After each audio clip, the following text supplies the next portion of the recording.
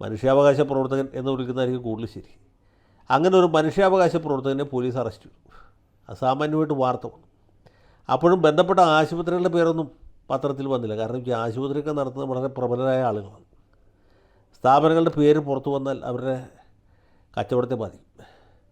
ആതുര സേവനം എന്ന വാക്യം ഉപയോഗിക്കുന്നില്ല, കച്ചവടമാണ്.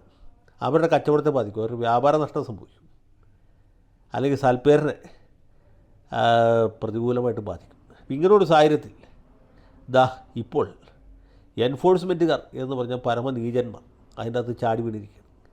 ഇത് വലിയ കച്ചവടമാണ് എന്ന് മാത്രമല്ല, ഇതിൽ പണം വെളുപ്പിക്കലും നടന്നിട്ടുണ്ട് എന്നാണ് എൻഫോഴ്സ്മെൻറ്റുകാർ പറയുന്നത്. അപ്പോൾ എൻഫോഴ്സ്മെൻറ്റുകാർ സംസ്ഥാനത്തിൻ്റെ നാനാഭാഗത്തുള്ള പല ആശുപത്രികളും റെയ്ഡ് ചെയ്തു.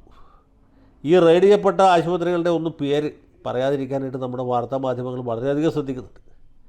എനിക്ക് തോന്നുന്നത് ട്രീ കട്ടർ ചാനൽ മാത്രമാണ് ആശുപത്രികളുടെ പേരെടുത്ത് പറഞ്ഞത്. റെയ്ഡിന് വിധേയമാക്കപ്പെട്ട ഏറ്റവും പ്രധാനപ്പെട്ട ആശുപത്രി എന്ന് പറയുന്നത് ഇപ്പോൾ നേരത്തെ പരാതി വന്ന നജീബിൻ്റെ ആ റാക്കറ്റുമായി ചേർന്ന് പ്രവർത്തിക്കുന്ന ഒരു സ്ഥാപനം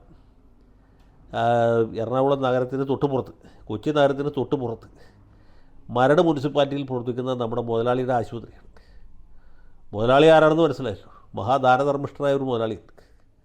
ഈ സഹകരണ ബാങ്കിൽ വായ്പ അടച്ചെടുക്കാൻ പറ്റാത്തവർക്ക് പണം കൊടുത്ത് സഹായിക്കുന്ന, അല്ലെങ്കിൽ സാധുക്കളുടെ കണ്ണീരൊപ്പുന്ന കരുണാമയനായ ഒരു മുതലാളിയുള്ളൂ. ബാക്കി മുതലാളിമാർ ഒരുപാടുണ്ടെങ്കിലും ദാനധർമ്മിഷ്ഠനായ കരുണാമയനായ മുതലാളി കേരള സംസ്ഥാനത്ത് ഒരാൾ മാത്രമേ ഉള്ളൂ.